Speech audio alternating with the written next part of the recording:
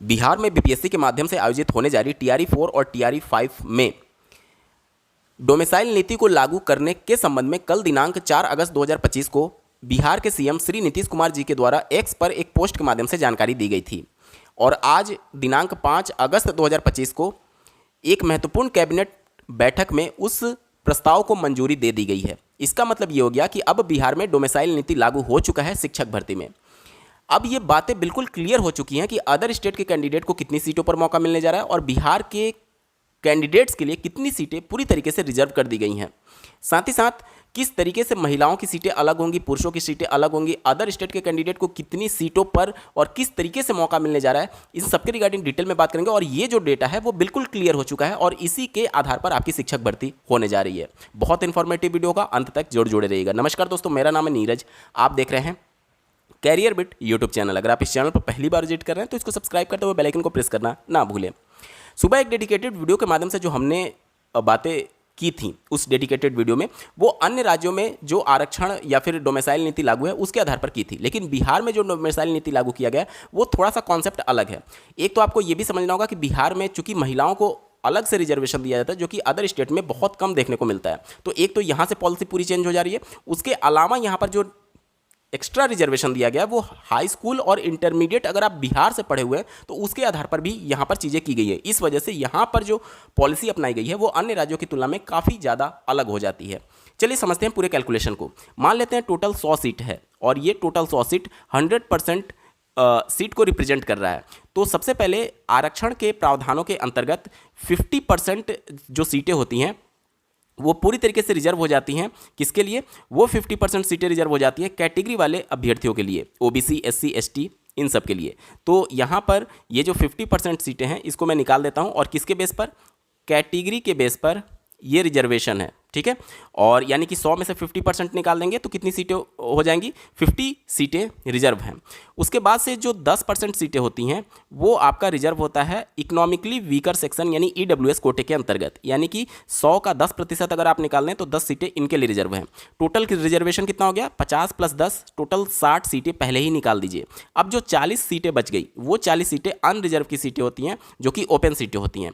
पिछले cabinet meeting में ये 40% को रिप्रेजेंट कर रहा है, ठीक है। पिछले कैबिनेट मीटिंग में इस 40% सीटों पर फिर से एक बार बैरियर लगा दिया गया कि इस 40% सीटों में से यानी कि कुल 100 में से 40 सीटों में से 35% सीटें रिजर्व होंगी। किसके लिए? फीमेल के लिए, महिलाओं के लिए। और ये फीमेल का रिजर्वेशन किसको दिया गया? केवल और केवल बिहार की महिलाओं के लिए। यानी अदर स्टेट की महिलाएं जो पहले टीआरई 1, टीआरई 2 और टीआरई 3 में इस सीट पर फाइट कर रही थी, अब वो फाइट नहीं कर पाएंगी। 40 का 35% अगर आप निकालें तो 14 सीट आता है। कैसे? एक बार देख लेते हैं कैलकुलेशन। देखिए 40 × 35 डिवाइडेड बाई 100, एक जीरो से एक जीरो कट जाएगा। देखिए 4 × 5 = 20 का जीरो हाथ में 2, 4 × 3 = 12 और 2 14, एक जीरो से एक जीरो ये कट जाएगा। तो 40 का 35% सीटें निकाल देंगे तो वो 14 सीटें आती हैं। यानी कि 40 में से 14 सीटें किसके लिए रिजर्व हो गई? ये जो ओपन वाली सीटें थी अनरिजर्व वाली, उसमें से 14 सीटें रिजर्व हो गई महिलाओं के लिए। और ये कौन सी महिला होंगी? केवल और केवल बिहार की महिला होंगी। यानी कि उनके पास डोमिसाइल होगा तभी वो इस पर फाइट कर पाएंगी और अदर स्टेट तो इस पर फाइट करेगा ही नहीं। तो अब जो ओपन की सीटें बच गई, यूआर की जो सीटें बच गई जिस पर अदर स्टेट फाइट कर सकता था, वो कितनी हो गई थी? वो हो गई थी 40 में से 14 घटा दीजिए तो बच गई 26 सीटें। अब इन 26 सीटों में आज के कैबिनेट मीटिंग में जो महत्वपूर्ण फैसला लिया गया है कि ये जो 26 सीटें होंगी, इस 26 सीट में से 40% सीटें रिजर्व होंगी उन कैंडिडेट के लिए जो कि बिहार से 10th और 12th किए हुए हैं। यानी कि सीधे तौर पर आप डोमिसाइल ही समझ लीजिए। अगर आप बिहार से 10th और 12th किए हुए हैं तो 40% सीटें उनके लिए रिजर्व हो जाएंगी। अब इसका अगर आप 40% सीटें निकाल दें, 26 का 40%, ठीक है। तो यहाँ से देख सकते हैं 26 का 40% हम लोग निकालते हैं, ठीक है। तो एक जीरो से एक जीरो कट जाएगा। 6 × 4 = 24 के 4 और हाथ में 2, 4 दूनी 8 और 2 10 और एक जीरो यहाँ से कटेगा तो यहाँ दशमलव लग जाएगा। यानी कि 26 में से, ध्यान से सुनिएगा, 26 में से 10.4 सीटें जो हैं वो और रिजर्व हो गई। 26 में से 10.4 सीटें और रिजर्व हो गई। तो अब टोटल रिजर्वेशन कितना हो गया? देखिए टोटल रिजर्वेशन निकालने के लिए अगर हम लोग देखें तो 50 + 10 60, 60 और 14, 60 14 74, 74 और 10.4, 74 और 10.4 यानी कि 84.4। यानी टोटल सीट का 84.4 प्रतिशत सीटें जो हैं वो रिजर्व हो गई अब डोमिसाइल के अंतर्गत। उम्मीद करता हूँ ये चीज़ें आप समझ पा रहे होंगे। 84.4 कैसे आया?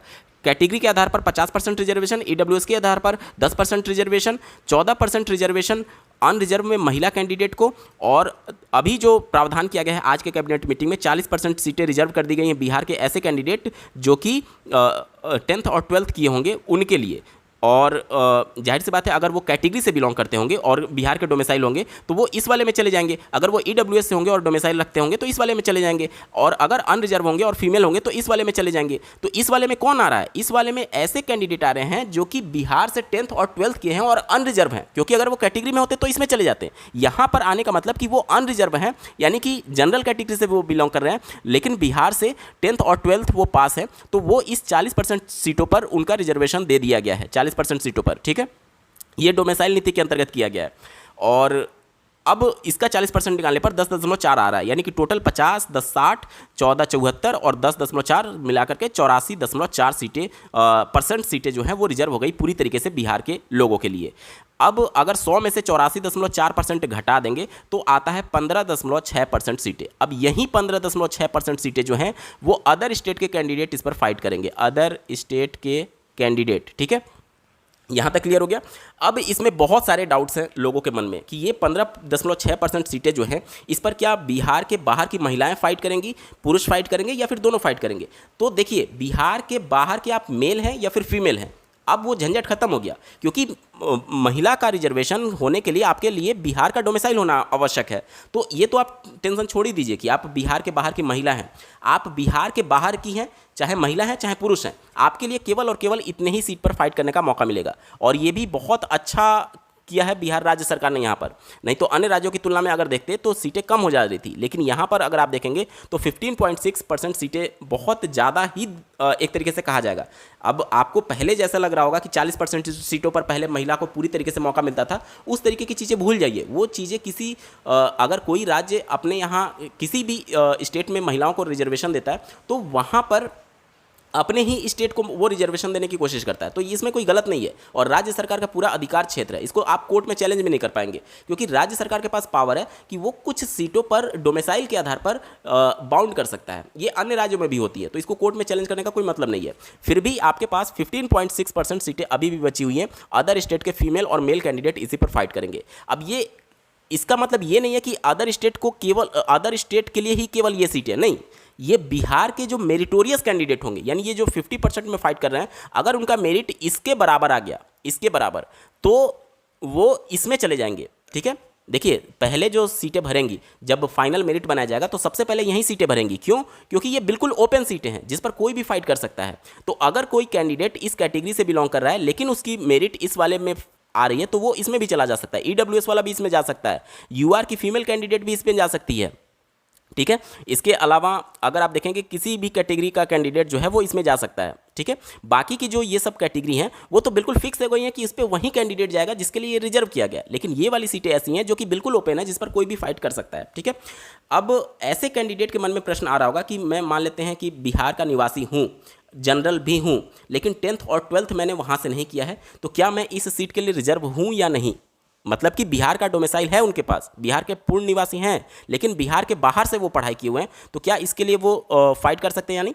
देखिए, ये जब डिटेल्ड नोटिफिकेशन आएगा तभी ये चीज़ें क्लियर हो पाएंगी, क्योंकि जो आज प्रेस कॉन्फ्रेंस हुआ है उसमें 10th और 12th की बात की गई है कि बिहार के किसी भी बोर्ड से, चाहे आप सीबीएसई बोर्ड, आईसीएसई बोर्ड या फिर बिहार बोर्ड्स के 10th 12th से अगर आप पास हैं तो आप इस 40% सीटों पर दावा कर सकते हैं। अब जब डिटेल्ड नोटिफिकेशन आएगा तभी ये चीज़ें क्लियर हो पाएंगी कि डोमिसाइल के आधार पर वो इसमें जा सकते हैं अथवा नहीं। ठीक है, और उम्मीद करता हूँ आपके सभी डाउट्स क्लियर हो चुके होंगे। मतलब कि बिहार के बाहर के कैंडिडेट के लिए 15.6 टोटल सीटों का 15.6% सीटें आपको मिलने जा रही हैं, और ये केवल बिहार के बाहर के लिए नहीं है, बिहार के अनरिजर्व के कैंडिडेट और मेरिटोरियस कैंडिडेट भी इसी पर फाइट करेंगे। ठीक है, और देखिए अगर ये चीज़ें बिल्कुल लागू कर दी गई कि 10th 12th अगर आपका बिहार से ही होना चाहिए, तो ऐसे कैंडिडेट जो कि बिहार के जनरल कैंडिडेट से बिलोंग करते हैं, बिहार के अनरिजर्व कैंडिडेट से बिलोंग करते हैं और वो बिहार से बाहर की पढ़ाई किए हुए हैं, तब तो वो इस वाली कैटेगरी में नहीं आ पाएंगे। अगर ये बिल्कुल मैंडेटरी कर दिया गया तो बिल्कुल मैंडेटरी कर दिया गया तो वो इसमें नहीं आ पाएंगे। तब वो किस में जा पाएंगे? तब वो इसी में आना पड़ेगा, उनको मजबूरी बन जाएगी। अगर ये कंपलसरी कर दिया गया तो कि बिहार के बोर्ड से मतलब बिहार के स्कूल से आपका 10th और 12th होना चाहिए, अगर ऐसा कर दिया गया तो बिहार के जनरल वाले कैंडिडेट को इस वाले सीट पर फाइट करना पड़ सकता है। उम्मीद करता हूँ चीज़ें आपको बिल्कुल स्पष्ट हो चुकी होंगी। आज के वीडियो में बस इतना ही। ऐसे ही महत्वपूर्ण अपडेट के लिए इस चैनल को सब्सक्राइब करना ना भूलें। इस वीडियो को देखने के लिए आपका बहुत बहुत धन्यवाद। भगवान करे आपका दिन शुभ हो।